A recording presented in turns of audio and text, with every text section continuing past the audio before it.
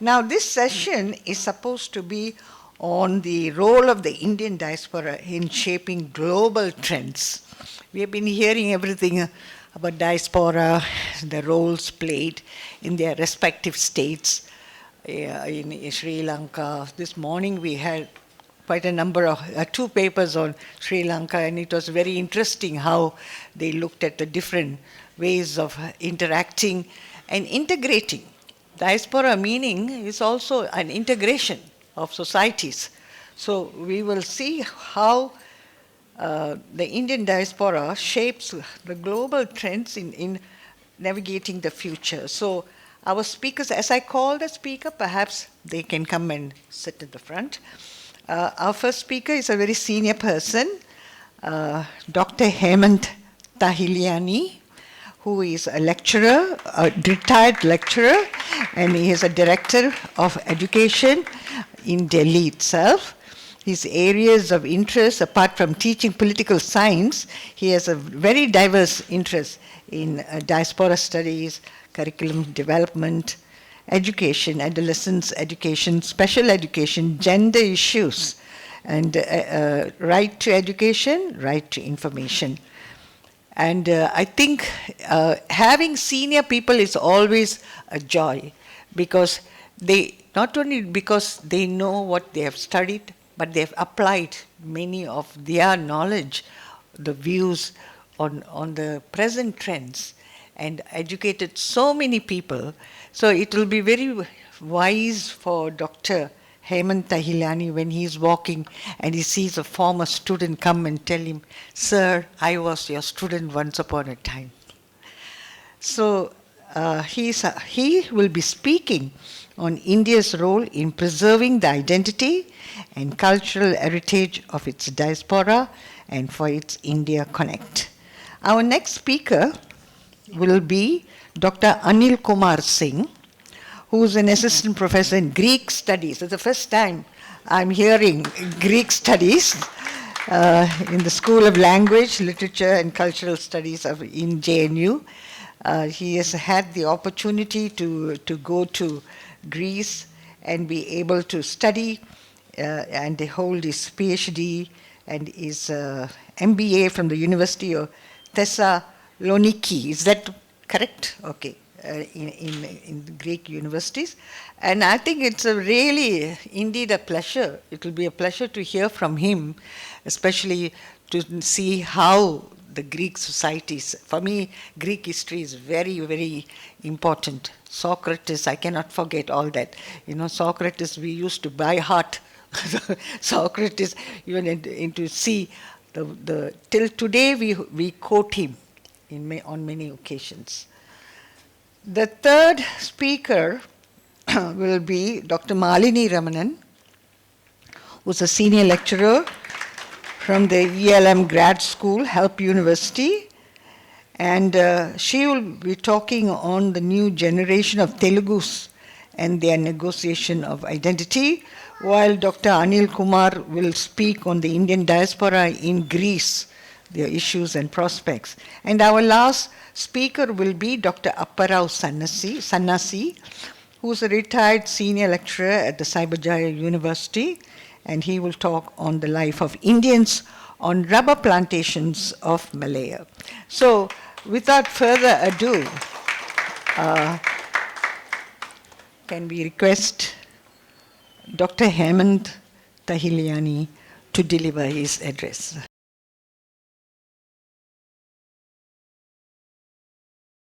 Good evening, everyone. Well, I will be talking about India's role in preserving its identity and cultural heritage of its diaspora and enhancing the India Connect. Of late, we have been listening a lot about it, about India Connect. So I'll be talking about a little bit of historical aspect, how Diaspora Connect could establish, or how Indian government had taken initiatives to benefit the diaspora and to make it one world family. So to start with, I would like to say that the Indian diaspora is one of the largest and most diverse in the world, plays a pivotal role in shaping global perceptions of India and contributing it to socio-economic development. With over 35.4 million people of Indian origin across the globe as of May 2024, and about 2.5 million Indians migrating overseas yearly, this community holds a wealth of cultural, linguistic, and religious diversity. The India Connect is a strategic asset and an emotional bond, fostering a sense of belonging and pride. Recognizing this, the Government of India has implemented various policies to strengthen cultural and economic ties, ensuring that future generations remain connected to their heritage. The Indian diaspora history can be traced back to 19th century. We have talked a lot about it. I'll just conclude it or condense it into a few sentences. The Indian diaspora history can be traced back to 19th century during British rule, when many Indians migrated as indentured laborers to colonies in the Caribbean, African, and Southeast Asia. Despite the challenges, these communities preserved their cultural identity through religion, language, traditions, establishing a lasting connection to India. After independence of India in 1947, a new wave of migration saw professionals and skilled workers move to developed countries like the US, UK, and Canada, where they integrated into their host societies while maintaining strong cultural ties with India. The Indian government recognized the strategic value of this new diaspora and developed programs to keep them connected. Across the globe, India diaspora communities have blended their heritage with local influence, where they contribute to policies and the economy while preserving religious and cultural traditions, language, religion, and family values remain central to their cultural identity, supported by institutions like temples and schools. After globalization, or rather I should say the globalization had made an impact on Indian diaspora, it has strengthened ties between Indian diaspora and India, aided by technology and the rise of global Indian identity through shared cultural festivals and religious practices. Economically, the diaspora has deepened its contribution through investment, remittances, and expertise. However, younger generation may face pressures of assimilation, risking a loss of cultural identity. In response, the Indian government and civil society have focused on preserving cultural heritage through language programs and initiatives promoting Indian traditions. For the last, I should say, since the inception of this GOPIO convention, we have been hearing about the youth involvement, how to integrate youth. The Government of India had also taken initiative to include youth in its diaspora initiatives. This global Indian identity is sustained by shared practices, festivals like Diwali and Holi, and engagement with Indian cinema and cuisine.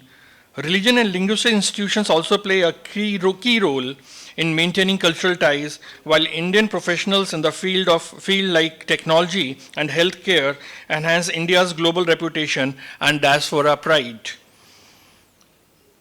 India had evolved its policy, and the major significant breakthrough came during the Vajpayee's government, when there was a shift in the diaspora policy of India. The late 1990s marked a significant shift in India's approach to its diaspora, particularly during Prime Minister Atal Bihari Vajpayee's tenure. Recognizing the diaspora as a strategic asset, the Vajpayee government initiated policies to institutionalize diaspora engagement and strengthen cultural, economic, and political ties. Establishing the Ministry of Overseas Indian Affairs, what we called MOIA, in 2004 was pivotal, signaling India's proactive engagement with its diaspora.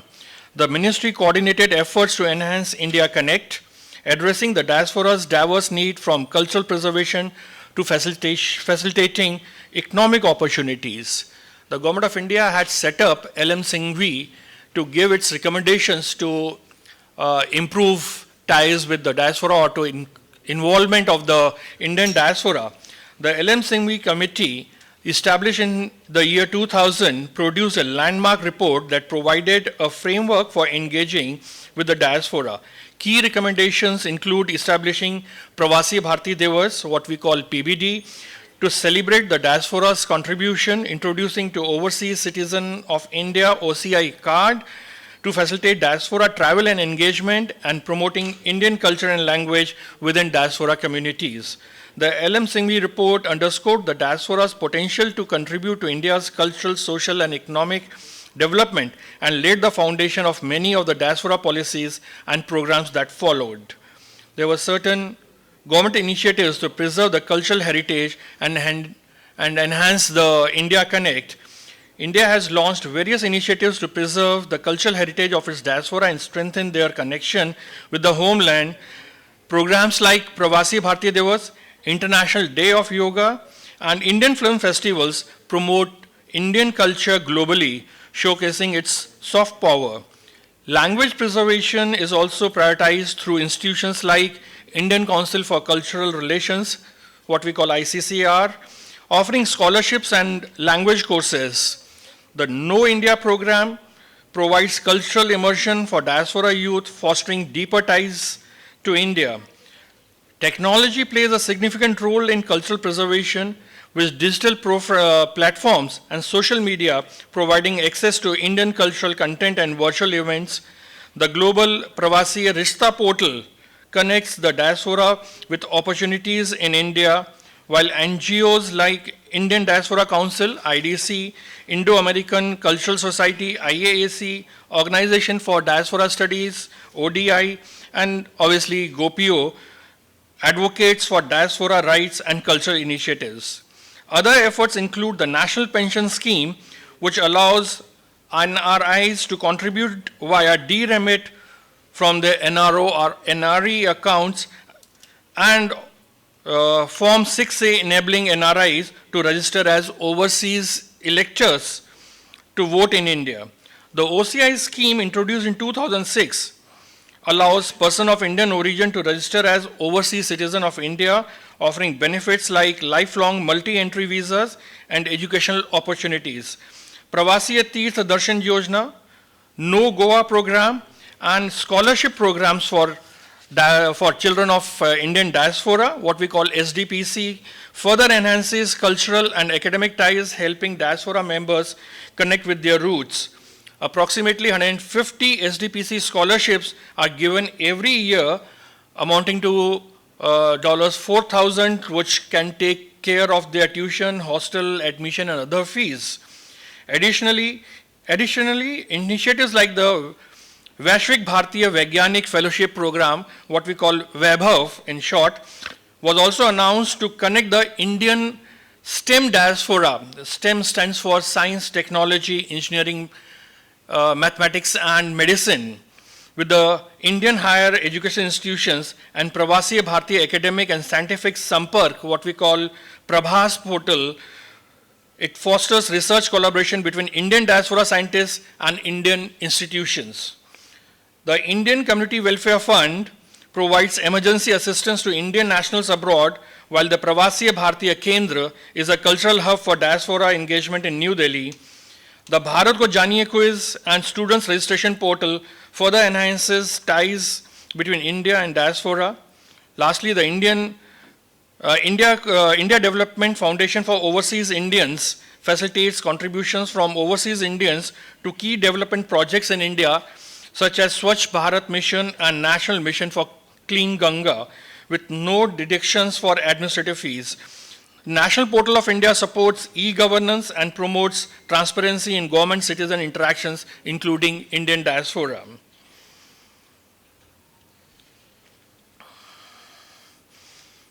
So the Standing Committee on External Affairs 2022, which was chaired by Mr. P.P. Chaudhary, addressed the welfare of Indian diaspora, including NRIs, PROs, and OCI. Key recommendations include drafting a clear diaspora policy to guide engagement, create an updated database of diaspora members through embassy registration, and expediting the Immigration Management Bill to streamline migrant welfare. The committee also advised improving coordination of grievance redressal system, rehabilitating workers affected by COVID-19, and enhancing skills training to meet global job market demands. It recommended that Indian students impacted by the pandemic in Ukraine and China be supported through one-time exemption and domestic internships. The committee expressed concern over the rising cases of women being abandoned in NRI marriages. It recommended swift enactment of the Registration of Marriage of Non-Resident Indians Bill 2019 to offer legal protection and support for affected women. Finally, the committee called for the swift establishment of overseas one-step center to assist distressed NRI women and ensure their legal, financial, and social needs are met. To conclude, I would like to say that India's role in preserving its diaspora identity and cultural heritage has been integral to maintaining strong connection with its global community. Though government initiatives, technological advancements, and the efforts of diaspora communities, India has successfully sustained its cultural heritage across borders. However, challenges such as assimilation pressures and geographical distance remain. By leveraging technology, expanding educational efforts, and promoting cultural discrepancy, India can ensure that its diaspora continues to play a vital role in the cultural and economic development. Thank you. But I just wanted to mention something. You were talking about the what you call establishment of ICCR, and how India was trying through these institutions trying to have a link with the diaspora community. But I tell you, it's not easy to establish a ICCR. I was part of it, and I know the fights I had to go through in Delhi just to tell them the need that we have to have in Malaysia for this what you call ICCR, the Indian Cultural Center. Singapore also came along with us, but Singapore till today has not got an Indian Cultural Center, because the argument that was given by Delhi is that too many intermarriages, which I cannot agree. The more intermarriages, you should be able to set up your center and allow those people to learn about your culture. But, arguments, but luckily for us, after putting up several papers and going to Delhi, I had a tough time putting things across. But finally we won. So we have got the Indian Cultural Center today. And so from time to time, it's our suggestions also that they look into. Okay, thank you, sir. Congratulations for getting that center. Oh, yeah, thank you very much.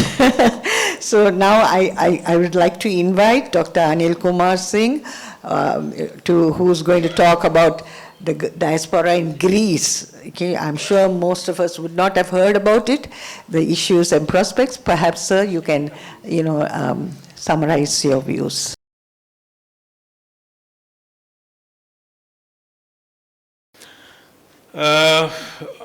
Yes, we hear a little about Greece, but Greece is very important for the world as such. Because generally we divide the world into two when we were studying in the schools, East and West. So when I was going through, I am basically a student of history and historical processes and interculturality. So from that point of view, when I was exploring the world, I found that I may be wrong, but my thinking is this, that when we talk about East and West, only 4 people come to our mind on the ideas world works. In Eastern world, we find Gautam Buddha and Confucius, 2 great teachers, and who gave some ideas, and based on those ideas, a value system evolved, and the Eastern world Eastern state of mind or mindset developed. In the same way, the West consider the Plato and Aristotle as great teachers. And if you go through the literatures of the world, you will find that somebody has quoted also, said this, that the literature of the world is just footnotes to the Plato. Such type of things have come up. So understanding East and West, you will eventually lead to the history, culture, and historical processes of these 2 countries, India and Greece. And India and Greece has a long history of connectivity since the time of the Bronze Ages. The Minoan civilization and Indus Valley civilization was having trade relationships through the ports of Africa, through the Persian Gulf.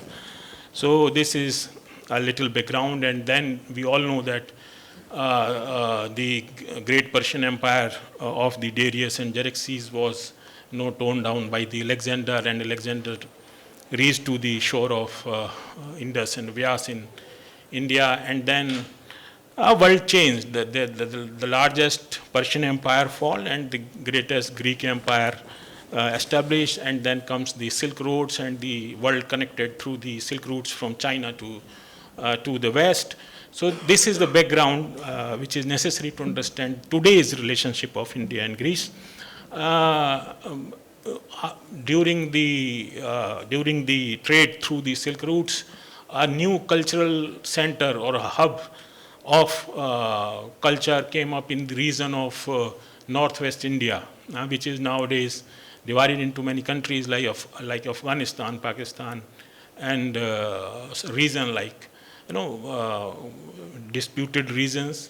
In others' eyes, it is Akhanda Bharat or the Brihatar Bharat, Kashmir, Bactrian region, little part of Uzbekistan, Tajikistan, etc., Central India, Central Asia, sorry.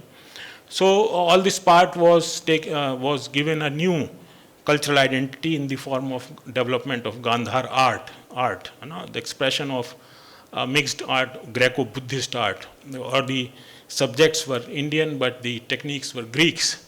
So that is the relationship of India and Greece. Actually, the interaction between India and Greece gave birth to a new world, and that was the first globalization of the world. And the new term, the modern term of globalization, has the root of its origin in that history, in that historical process. With this background, now we come to the modern relationship between India and Greece. We know that Greece lost to many historical forces its ancient connect with the birth of Christianity and with the intervention of the Ottoman Empire. Greeks lost their connection with the ancients. And this disturbance, it cut the Greece with the India in that way as it was connected in ancient times. So new relationship came up during the First World War and Second World War when Indian troops went to fight for Britishers in that area. And we still have the cremation grounds of Indians in Saloniki and some areas of near Athens. But lots of, some small lots of Indians reached to Greece in order to get a job in agricultural fields during 1970s. 70s, around 1,000 people were there in up to the 80s, 10,000 up to the 2013, and the latest data which has been, you can see on the Ministry of External Affairs website is 35,000. Total 35,000 Indians are living in the area of Athens and nearby areas. And most of them are from a particular region, Punjab, Haryana, Punjab basically. They are Sikhs, and they live in an area near around 30-40 kilometers far from Athens. Dilesi is the name of the village, Dilesi, and they have put up a Shiva temple there. It's a mixed type of religious place where you have Hindu gods and they say this Gurudwara also. So Shiv temple and Gurudwara are mixed because there are Sikhs and Hindus both. Number of Hindus is lesser. Even Sikhs practice Hindu rituals and everything. So if you will go on YouTube, you can find very good YouTube videos on this community, Greek Indian community. And the challenges, issues which I have noted down of the Greeks is, First is that in Greece there is no right to the citizenship of any Indian who take birth there. So children has to live there for a longer time without a citizenship. Either they have Indian citizenship or they just lost their papers. So they are considered illegal, but they live there due to liberal policies, or you can say that state ignore the people living there. So they just come, settle there, do work. They get work because the there is a labor crisis nowadays in Europe, a labor crisis, and Indian laborers are ready to work with the lesser, wages, because in comparison of Indians, the Albanians and other neighboring country laborers charge very high in comparison of, so they got the job, but they don't get any right, neither citizenship nor simple rights of the minimum wages. And minimum wages in Greece are around 820 euros per month, but they get around 400 and 500, and they work. And most of the generation, most of the people who reached Greece in 80s, 90s are now having children of that age. But the population have more male members, because male members and lesser female members, because family visa is also not easily available for the Greece. This is a problem with the Greeks, that they don't give easily. Family visa is a very cumbersome process. Families, the male members are living there, the families are living in Punjab area, and movement is almost nil. So that is a very important issue in front of the Indians in Greece. And this affects the life of the children. Sometimes children come with their parents for the education, etc., but mothers live in India. So not only they face the broken parentage care, but also of the issues of the language, because they come up till the age of 5 or 8 in they read in Punjabi and they use Hindi or Punjabi, but they admitted in the schools in the age of 6 or 7, and they have to study in Greek, because Greek schools teach only in Greek. They don't use any other language. So it is very difficult at the level of middle level schooling. They do not even know the primary level of lingual skills. So their education process become very challenging. Issue of identity crisis come up. They are unable to understand, again, as some of previous speakers told about this challenge, that whether they shall consider themselves Greek or Indian or Sikh, or this is a major crisis among children. Then issue of legality or illegality, because we have seen a lot of illegal migration towards Greece, and through Greece people try to reach to European Union. And Turkey, because there is a issue between Turkey and Greek, they are not in good terms with each other. So there is some understanding in Turkish establishment that they push immigrants through their borders into the Greece. Around 5 lakh people, are pushed into Greece every year through certain methods, through porous border and through small boats. You may have heard news about sinking boats and dying people. So this happens, and then this issue is, in debates nowadays in European Union, that how we can stop illegal migration. And Indian people are suffering because of this, because there is a contempt in the eyes of the locals towards Indians because of this, because there is no clarity on the legal settlement or illegal settlement of the people. Bureaucracy of Greece is very slow. It is one of the slowest, bureaucracy. Even a small paper in municipality takes weeks and months to move. So this is very challenging for Indians, and the person has to, has to face local, local small politicians, local periphery governments, and then state government, and then national government. So at every step, papers get delayed, and it becomes very challenging to get the legality. Interaction with locals, that is another issue. Local Greeks do not easily come to talk with Indians.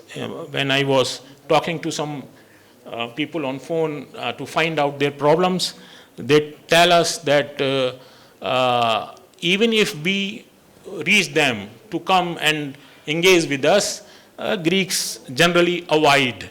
And if they come for a moment just to take the prasad or to take part in some, taking participation in sports is almost impossible. They don't come. Only Indians play games amongst themselves, but rarely Greek participate in that. So interaction is nil. They are living in, seclusion amongst the people. Although they praise the role of Indian Embassy finds it challenging because of the not very good condition of living for these migrants or the people who are settling there. It is the medical care is not easily available to migrants because of the issues, not only issues of the language. They are fearful to approach to the medical facilities because the Greek-speaking doctors and nurses sometimes do not understand their language, so they are unable to express themselves and they don't get proper medical care. And they also fear that if they will approach to the government medical system, their papers will be checked and then there will be some issue. Yes. So this is another issue, and they have found their life a little bit more difficult after COVID vaccination. The rise of the death, numbers have, this has, increased after the COVID vaccination. People are dying at younger age. They don't understand that what has happened, but they have reported this. Because time is running out, I will not discuss two more issues, which are Albanian versus Indian, Pakistani and Bangladeshi issues, and the settlement of the wages, etc. issues. Prospects. If you can summarize that into... no, it's okay. The more issues have been discussed, so I will tell the prospects, what can be done in these circumstances to not only, and why we shall intervene in such situation. One is that Greece is open to because it is one of the countries which where you can buy land. So it is an opportunity for rich Indians or the people who can invest, that they can buy lands there and they can make farmhouses and they can help their brethren there in order to settle. It is important in geopolitics also. Recently, we have seen that the relationship, government-to-government relationship between India and Greece has been updated up to the level of a strategic partnership, and the prime ministers have exchanged their visits to each other's country, and there is a common, program for both of the countries. At the government level, there is an understanding that the trade will be, tripled in coming 5 to 7 years. Right now, we have only 2 billion of trade between two countries, but government of India aims to, make it up to at least up to the $5 billion in next 5 years. And again, the opportunity for Indians is this, that Greece lacks around 4 to 5 lakh laborers in their fields and factories and other areas. So they need workers, but they need workers with proper proper papers and through legal methods. So they have started to negotiate for a mobility and migration agreement between India and Greece, which was supposed to be signed when Prime Minister Mitsotakis visited India. But there are certain points on which there was no clarity, so it was not signed and it is under discussion. Important point was the family visa and the tenure of the visa, because right now they give only 9 months of visa to Indian people, and government of India has asked for at least 2 years. So discussions are going on. So this is what I wanted to tell you. I will be happy to discuss in the question answer sessions if you have some questions on this. Okay. Thank you very much. Thank you. Thank you, Dr. Anil, for giving us a historical Background, and also to tell us more about the problems and the prospects of what the diaspora is undergoing in Greece. Of course, every country has got its problems, and it's very difficult for the government to address individual groups, but they have to do so to look into the interest of all. All right, now we will have our third. Any questions that you would like to ask him? Because I know Greece is a very interesting area. You know, we cannot run away from Greece, the history part of it. So if there are any questions, we're happy to. Yeah, we are running out of time because by 4:30 we are supposed to stop. So we still have got 2 speakers. If there are no questions, I think Malini can take over. And she's a senior lecturer of the Graduate School, Help University. And she's going to talk about the new generation of Telugus and their negotiation of identity. I know when it comes to race, we become very emotional. But I think we'll keep our emotions to ourselves and try to be brief as possible.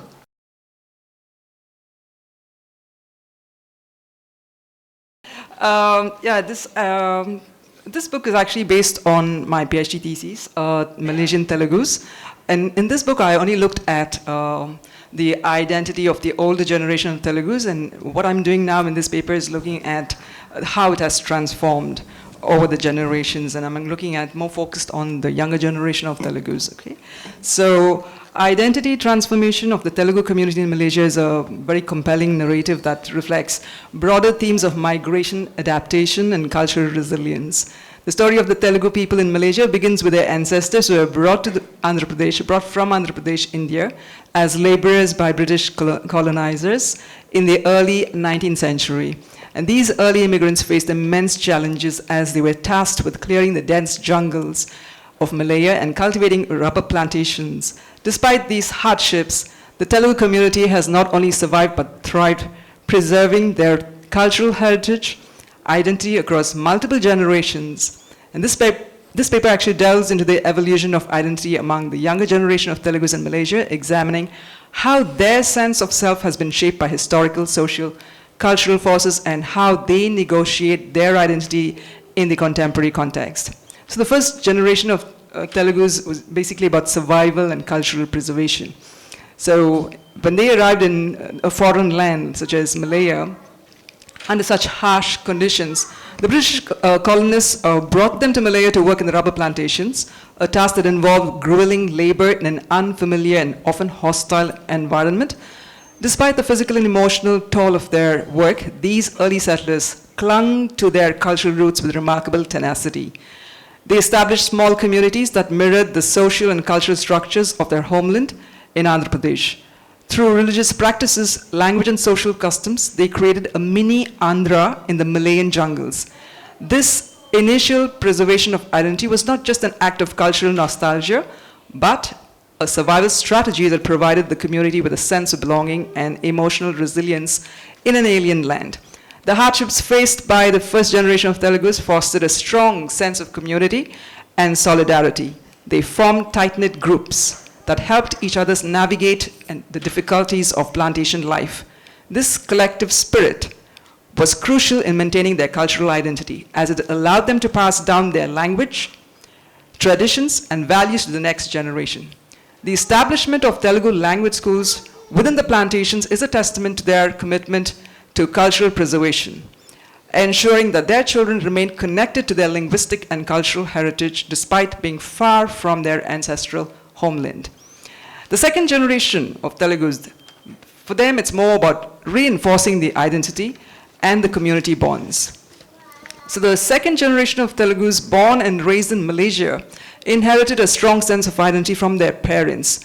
Growing up in the plantation environment, they experienced social alienation from the broader Malayan society, which further reinforced their ethnic identity. The mini Andhra that was created by the first generation provided a cultural cocoon that sheltered them from external influences, allowing them to develop a robust sense of community. The existence of Telugu schools within the estates played a crucial role in this process, as these institutions not only provided education, but also served as centers for cultural activities and social gatherings. However, the isolation of plantation life also meant that the second generation's interaction with the broader Malaysian society was limited. This lack of integration reinforced their cultural distinctiveness, but also posed challenges when they eventually sought to move beyond the confines of the plantation sector. Nevertheless, the strong community bonds forged in the plantations provided a foundation for the economic and social mobility of the third generation. Now, the third generation we're talking about actually is more about empowerment, economic empowerment. They were looking at how do you climb up the economic ladder. So by the time the third generation of Telugus came of age, Malaysia had undergone significant political and economic changes. The departure of the British colonizers in the late 1950s marked the beginning of a new era for the country and its people. The third generation, now identifying as Malaysians, began to move away from the plantations and into the urban areas in search of better educational and employment opportunities. This migration to the cities represented a significant shift in their identity as they began to see themselves not just as Telugus, but as part of the larger Malaysian society. With economic empowerment came the ability to be more effectively to preserve and promote their cultural heritage. The formation of the Telugu Sangamu, which is the Telugu Association of Malaysia, which became the Telugu Association of Malaysia, was a pivotal moment in the community's history. This organization provided a formal structure for the promotion of Telugu culture, language, and traditions, ensuring that these elements remained vibrant even as the community became more integrated into the Malaysian society. The third generation's efforts to balance their Telugu heritage with their Malaysian identity laid the groundwork for the identity negotiation that would characterize the fourth generation. So now the fourth generation, they have this more kind of a cosmopolitan identity, okay? And they kind of negotiate their identity according to the situation, which is a very, very kind of a local identity, I would say. The fourth generation of Telugus in Malaysia, born predominantly in the urban areas, represents a departure from the more insular identities of their predecessors. This generation has grown up in a multicultural and cosmopolitan environment, exposed to a wide array of influences through education, media, and technology. They are well-educated, multilingual, tech-savvy, and these characteristics have given rise to multi-layered identity that transcends traditional ethnic boundaries. And I actually talked to a few of them, the younger generation of Telugus. And there was one Telugu youth that I interviewed recently expressed their Telugu identity in very diverse and unique ways. There was a young girl, let's give her a name, Meera, who said that she expressed her identity at a recent literary festival in Georgetown by presenting the works of great Telugu poets in English.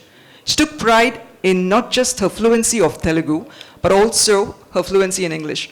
Because the older generation of Telugu, they think that you are Telugu only if you're fluent in Telugu. But the identity changes, it's transformed. There was also a Telugu MC, Geeta, all right? She's a graduate from the National University of Malaysia, UKM, and she said how she became so indispensable at a cultural event organized by the Indian Society on the campus because of a knowledge of Tamil South Indian language. And while the Telugus think that, you just speak Telugu, that's fine, that's good enough, you don't have to speak Tamil. But because she knew both Telugu and Tamil, she became indispensable. And she also says the Tamils will not be able to do this. because they will not be able to speak Telugu, but for Telugus, it's very easy to speak Tamil. Another fourth generation Telugu, Ramudu, says that his Telugu language skills were pathetic despite both his parents being Telugus. And according to Ramudu, he says he's no less Telugu than the other Telugus just because he cannot speak Telugu. No matter what, even if I can't speak Telugu, I'm still a Telugu because my parents are Telugu. That's his argument. So he doesn't want others to be judging him or categorizing him as you are Telugu, because he says, I know I'm Telugu. I also want to share the views of another young Telugu who had said that he was Telugu and that the culture and traditional practices prescribed by the family didn't really shape his daily routines because he believes that his Telugu identity is it's part of a much larger, diverse kind of identity. So he balances that identity by it makes it look like more like sometimes he's like a local Telugu. He tries to practice local Telugu rituals and traditions. And other times it's a more Indian, global kind of multicultural identity. So this diversity, he feels, actually enriches his life, making him part of a broader Indian global community. So with the internet now, he feels connected to the world and not merely just one specific community. He says that he identifies as an Indian with a global perspective. Global, he meant being able to navigate both local, that's Telugu, and global, which is more fluid, without feeling like he has to choose between them. It's about integrating the best of all the worlds, the multiple worlds. And he actually finds himself fitting in that kind of a description. So what I'm trying to say here is, unlike the previous generations who primarily define themselves in relation to their Telugu heritage, the fourth generation of Telugus, they have actually embraced a more fluid and dynamic identity. They see themselves as part of a global community while still maintaining a connection to their cultural roots. So this global identity allows them to navigate different cultural contexts with ease, expressing their Teluguness in ways that are relevant to the modern world. For example, they may participate in their traditional Telugu festivals while also engaging in broader Malaysian or global cultural practices. This generation's negotiation of identity is characterized by a conscious effort to balance their cultural heritage with their aspirations as global citizens. They are not bound by the same social constraints that limited their parents and grandparents, which gives them the freedom to explore and redefine what it means to be Telugu in the 21st century. At the same time, they are aware of the importance of preserving their cultural heritage and passing it on to the future generations, even as they adapt to the changing world around them. So in conclusion, the identity transformation of the Telugu community in Malaysia is a complex and multifaceted process that reflects the broader challenges of migration, adaptation, and cultural preservation. From the first generation of laborers who established a mini Andhra in the Malayan jungles to the fourth generation of cosmopolitan Telugus who navigate multiple cultural identities, each generation has played a crucial role in shaping the community's sense of self.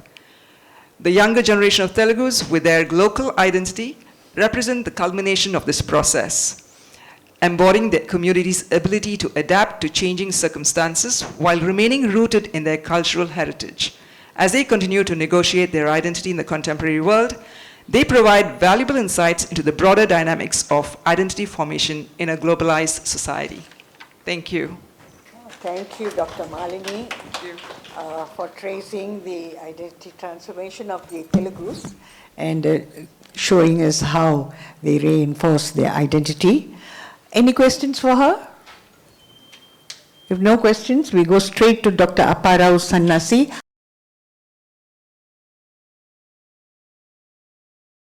Good afternoon. I will make it very informal as possible.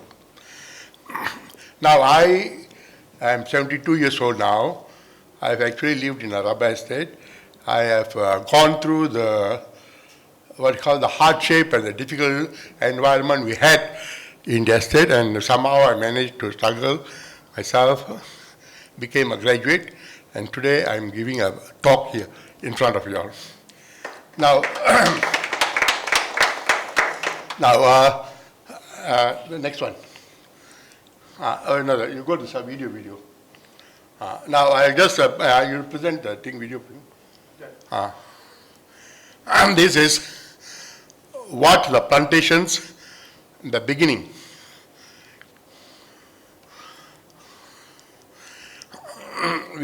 Our parents, in fact, this all can be categorized as my parents' time, you know. When they just came back from.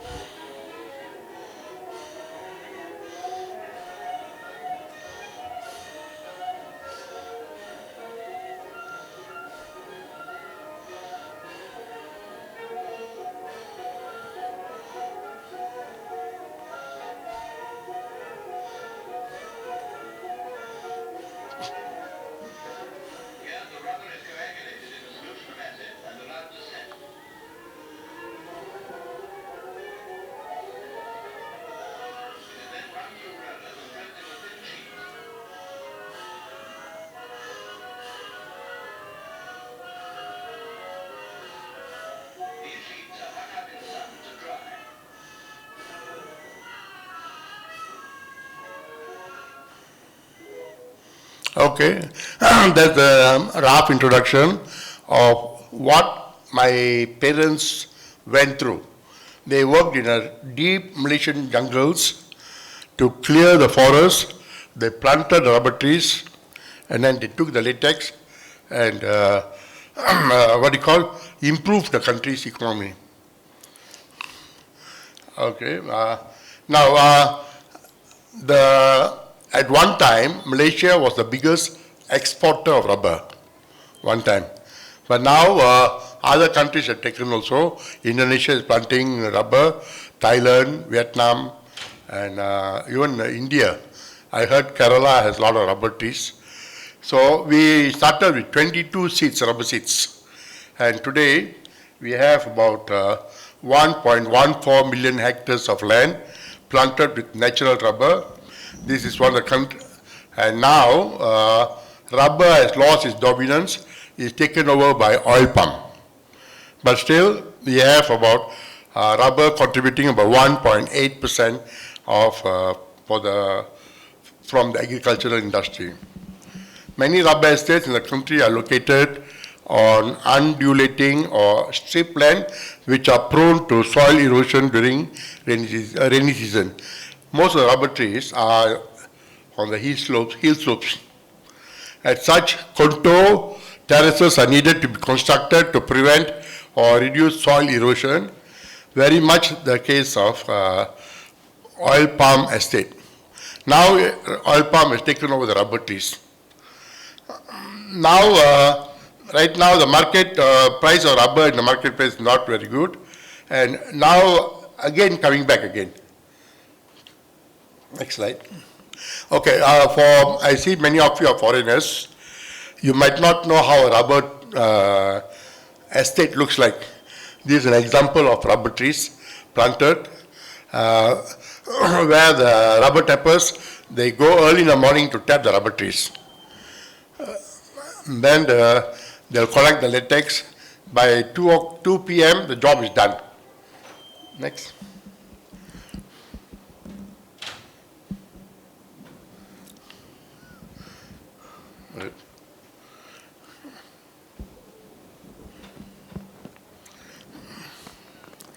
Okay, a large number of Indian workers, mainly Tamils from South India, were brought to Malaya. Now it's Malaysia. Last time it was known as Malaya, through Singapore and Penang. Then came as Indian migration, and here Malaysia, because they contributed to the country's economy, they were given citizenship, and today many of us are citizens of this country. But still, at one time we were 12% of the population in the country. Now we are reducing because of we produce less children now. It's only about 7% now. The British authorities considered that Indians were ideal workers because of their industrious nature. We were recruited for hard manual labor in European-owned, where the British were the landowners. They brought in the Indians, and they work on the plantations.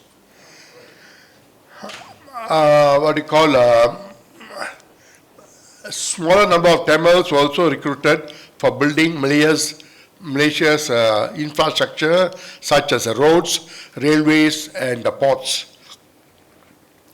And some were recruited for more skilled occupations, such as clerks, technicians, and teachers. Practically, this country was one time jungle. It is the Indians from India who came over here, opened up the jungles. And the country should be grateful to us, the Indians, because we not only put in the roads, we put in the railways, we also, cleared the jungles and planted rubber trees. Okay, the growth and concentration of South Indian population of the Malaysian states fueled the growth of exports of commercial agricultural crops. So that brought in the economy of the country, and rubber developed quickly into a major export crop after the growth of the United States automobile industry. I think in US, I think they discovered tires where they used rubber. So there was a need for rubber, and that's how they fueled the rubber industry. Okay. Then is another example of a rubber tree. Next, okay. Example, this is another example, okay. Then the rubber industry in Malaysia faces a number of challenges, including lower rubber price caused by a combination of factors, including global oversupply, cheaper rubber from other countries, and low compliance with the global exporters. Lack of incentive, smallholders are not adequately incentivized to produce rubber sustainably, and government production incentives don't meet the other needs. Lack of transparency. Now what happened is, many of these big plant estates, they have moved from rubber trees to oil palm. Oil palm bring in greater revenue for the plantations. They moved to oil palm. Rubber was neglected, but rubber trees were being planted by the smallholders. Okay, go to the next slide.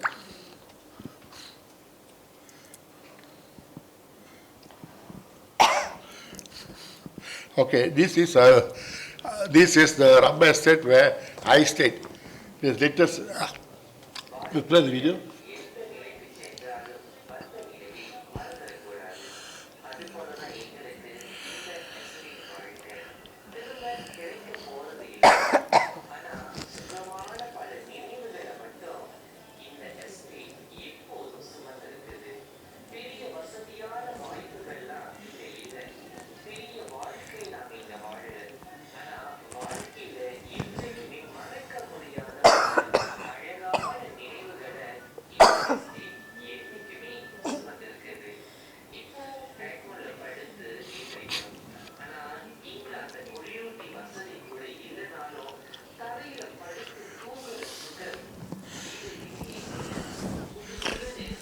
Yeah, finish it. No, finish it.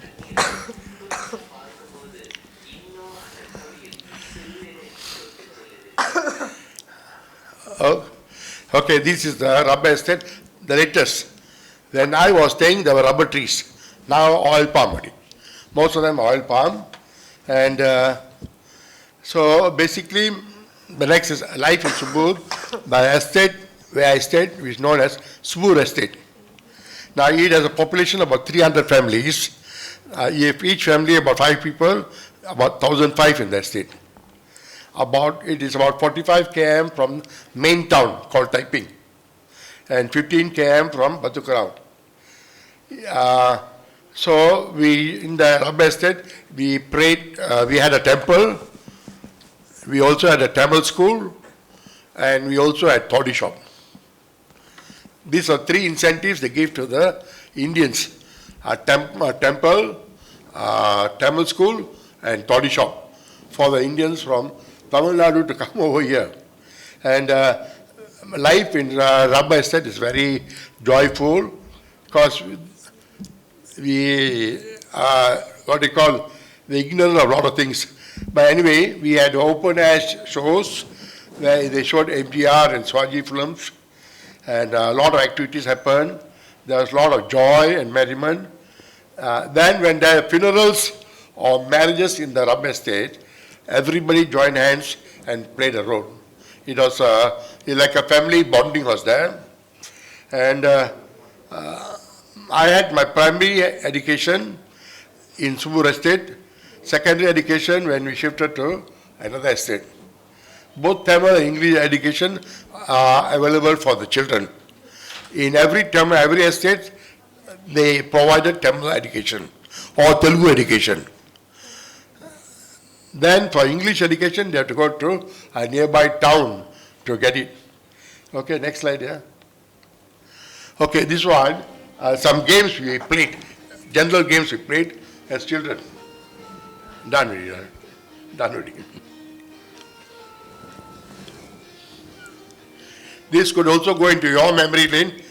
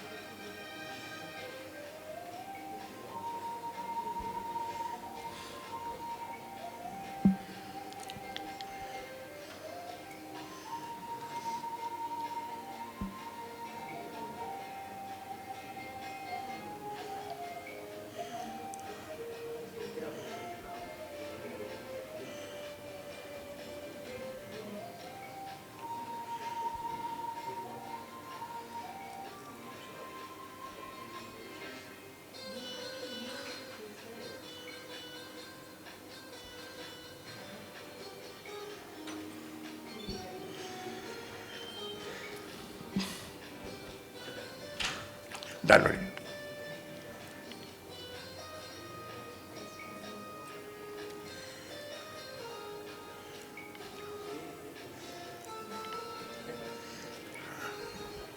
Okay. Okay, these are the games we used to play. Now most of the rubber estates are plantations. Rubber trees has been replaced by oil palm now. And okay, my life there in the rubber estates, you go back some more. The last slide, some more. Some more after this, okay? Last slide. Where you see the book one. Okay, I have managed to write my story about the life in a rubber estate as the rubber estate boy. And it just came out from the printers, and I am already marketing the book now. Yeah, it's the book will be more to motivate the younger generation of Malaysian Indians. With that, I thank everybody for giving me the opportunity to talk. Thank you very much, Dr. Apparao. And are there any questions? No, I'm sure. Later you can talk to him personally. So there isn't any other pressing statement from any? Yeah. When the rubber workers come, this government introduced Indian immigration ordinance, Indian immigrants ordinance in 1884. Yeah, Does there it was. exist still now? I'm not so sure about that, but I think we have a union to represent the rubber plantations. I think they are under the KUALA. Why I am asking, the 1889 Estate Labor within bracket Indian ordinance enacted in the government in Sri Lanka, still valid, Oh. still existing. No, here is so valid. It is No, it's here, it's applicable. Now, I think the Malaysian government, I think because we don't, no more my immigration Rubber, yeah. workers, no more indentured labor. Okay, I think we will stop here. Any personal questions, I'm sure you can talk to him while you're having your ride. Coordinator, would you like to make some statements or any comments?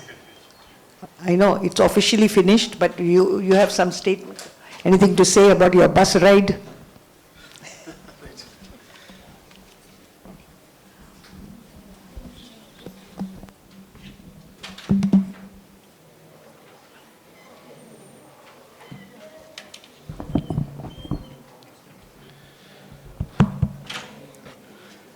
Okay, we greatly appreciate and thank the moderator and all the speakers for a very insightful information. And we will go for a memento session. And so I call upon Mr. V.K. Balasubramaniam, the Vice President of GOPIO Sri Lanka, to present the memento.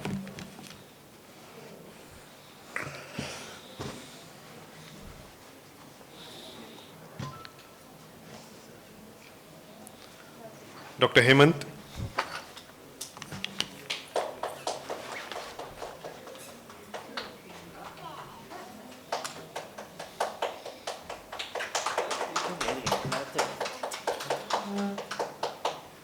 Dr. Anil.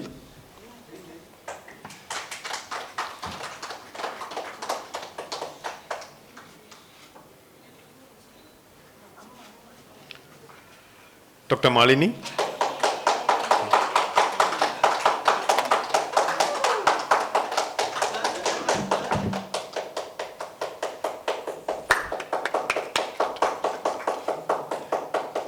And Dr. Apparao.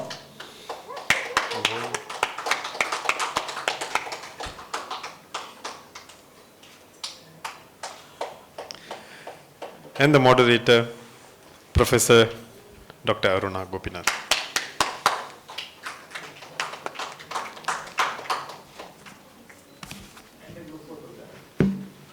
Yeah.